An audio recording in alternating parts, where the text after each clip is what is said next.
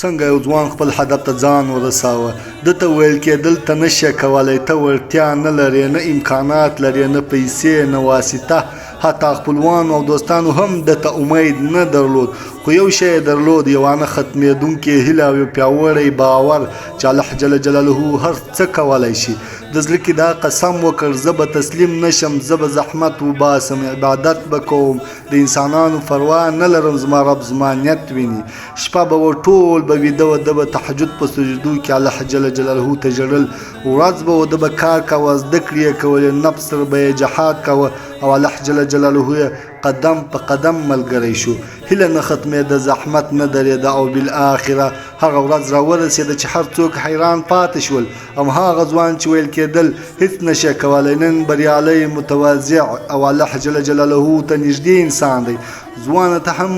کولی شي که نیت دې پاک وي که زحمت وباسې او که په الله جل جلاله توکل وکړې یا الله جل جلاله زموږ زړونه ستا په لور ټینګ کړه موږ ته صبر اخلاص او ثبات راکړه زموږ نیتونه پاک او زموږ هر قدم د خیر لوري ته برابر کړه